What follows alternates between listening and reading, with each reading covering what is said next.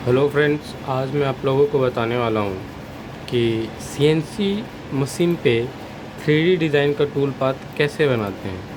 एकदम easy way में मैं आपको बताने वाला हूँ। कोई भी उसमें उतना कुछ वो लोचा नहीं रहेगा। मैं आपको एकदम इजी तरीके से बताने वाला हूँ कि कैसे सीएनसी मशीन पे 3D कटिंग करते हैं। तो चलिए आइए शुरू करते हैं। तो सबसे पहले हम लोग आर्ट के मैप को खोल लेंगे। आर्टकैम ऐप के ओपन होने के बाद ये ऐसा कुछ एक इंटरफेस आता है। उसके बाद आपको क्रिएट न्यू मॉडल पे जा कर के आपको सबसे पहले देखना है कि मशीन आपका एमएम में है या इंचेस में है। आपको अगर एमएम में है तो उसको इंचेस में कर लेना है, जैसा कि मैंने किया है। इंचेस में करने से क्या होगा कि आपका जो साइज़ होगा वो आपको डालने के लिए ईजी हो जाता है। अब जैसे कि मैं एक साइज़ बनाने वाला हूँ 72/28। ऑब्वियसली मैं एक बेड का डिज़ाइन कटिंग करने वाला हूँ, तो उसका साइज़ मैंने पहले यहाँ डाल दिया है, जो कि साइज़ मैंने आप देख ही सकते हैं 28/72 मैंने इसमें इनपुट डाल दिया है। अब इसको क्या करना है, सबसे पहले एमएम में कन्वर्ट कर लेना है। इससे क्या होगा कि एमएम का मतलब होता है कि आपका जो मशीन चलेगा वो एमएम के हिसाब से चलेगा। तो एमएम में करने के बाद वापस से हमको एक बार इंचेस में आकर के साइज़ अपना वेरीफाई कर लेना है कि साइज़ हम लोगों ने ठीक डाला है। उसके बाद वापस से इसको एमएम में करके ओके कर देना है। अब ओके करने के बाद यहाँ पे कुछ एक ऐसा इंटरफेस बन जाता है। उसके बाद आपको आना है यहाँ पे रिलीफ टूल्स में, रिलीफ टूल्स ये वाला। अब यहाँ से क्या करना है, हम लोग डिज़ाइन पेस्ट करेंगे। अब डिज़ाइन पेस्ट करने के लिए आपको यहाँ पे आ जाना है। कोई भी जैसा आपका जोन सा फाइल है जिससे आप डिज़ाइन कटिंग करना चाहते हैं, तो उस हिसाब से आपको चले आना। जैसे कि मैं यहाँ पे चले आया। अब उसके बाद से मैं यहाँ पे आऊँगा, कोई भी एक डिज़ाइन सेलेक्ट कर लूँगा। बेसिकली मैं आप लोगों को बताने के लिए कर रहा हूँ ये। तो डिज़ाइन जो आप करेगा आप वो ही डालना। तो ये उसके बाद यहाँ पे आने के लिए बेड का डिज़ाइन कटिंग करने के लिए सबसे पहले आपको इसको रोटेट करना होता है कि आप किस टाइप मशीन के किस साइड में आपका डिज़ाइन कटेगा, राइट साइड या लेफ़्ट साइड। अगर लेफ़्ट साइड में कट रहे हैं या फिर राइट साइड में कर रहे हैं तो आपको यहाँ पे जो टिक होता है इसको नहीं हटाना है। सबसे पहले आ जाना है रोटेट वाले ऑप्शन पे। अगर डिज़ाइन आपका लेफ़्ट साइड कटना है तो 270 डिग्री हम इसमें एंगल पुट करेंगे। जैसे ही एंगल पुट करेंगे इसमें, तो ये अप्लाई करने के बाद ये खुद ब खुद लेफ़्ट साइड में अलाइन हो जाएगा। उसके बाद आपका जो साइज़ है वो यहाँ पे हमें फिल करना है, ये टिक को हटा देना है। उसके बाद में से हमको यहाँ पे जो साइज़ है जो आपको यहाँ दिखेगा 1828.800 वो आपको यहाँ पे पुट करना है।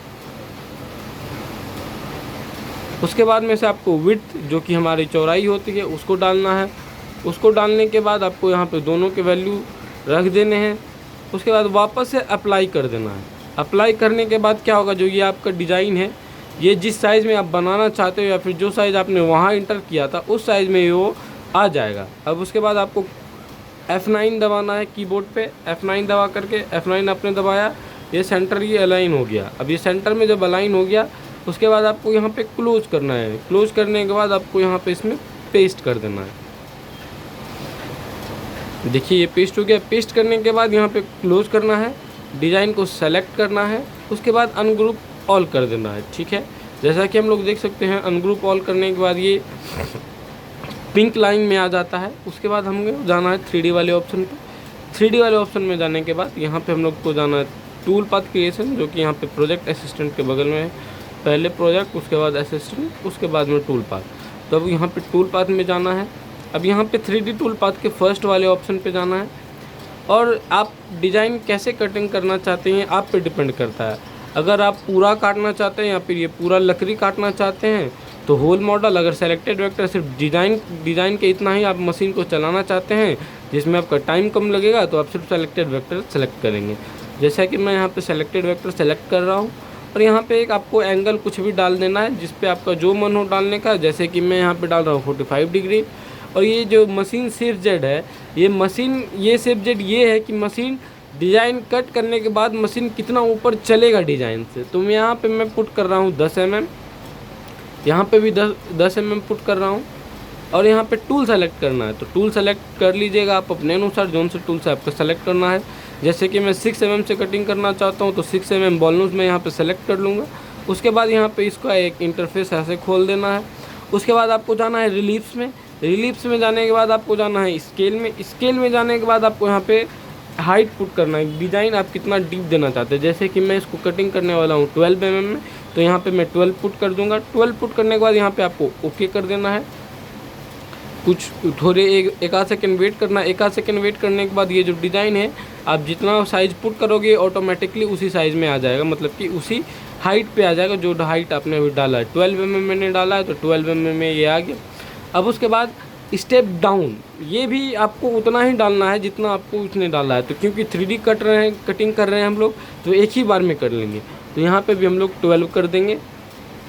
यहाँ पे इसको आप मन हो तो 420 कर दीजिए, प्लंज रेट को भी 120 कर दीजिए, ये आपकी मर्ज़ी है। उसके बाद फिर आपको आना है मटेरियल सेटअप पे। मटेरियल सेटअप पे आने के बाद आपको यहाँ पे जो मटेरियल थिकनेस है, कितना mm का आपका मटेरियल है वो डाल देना है। जैसे कि मेरा 20 mm है तो मैं इसको 20 mm ही रहने दूँगा। उसके बाद यहाँ से आपको टूल पाथ का कैलकुलेट कर लेना है। अभी देखिए ये कैलकुलेट होना शुरू हो चुका है।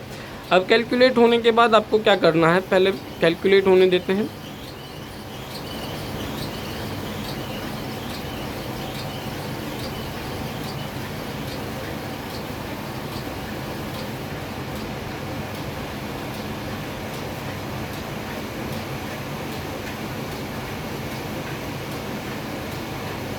देखिए ये पूरा डिज़ाइन कैलकुलेट हो गया है। अब यहाँ पे हम लोग क्लोज़ करेंगे।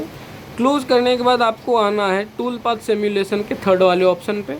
यहाँ पे आकर के आपको इस पर क्लिक करना है। यहाँ पे आपको फास्ट वाले ऑप्शन पे जाना है। उसके बाद आपको कुछ नहीं करना है, सिमुलेट टूल पाथ कर देना है।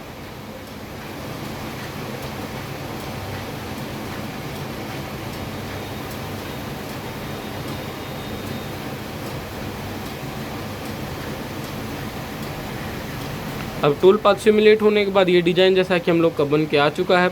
अब यहाँ से डिज़ाइन बनने के बाद हम लोगों ने देख लिया कि ऐसा ही डिज़ाइन बनेगा, ऐसा ही कटिंग आएगा, ऐसा ही लकड़ी पे कटेगा।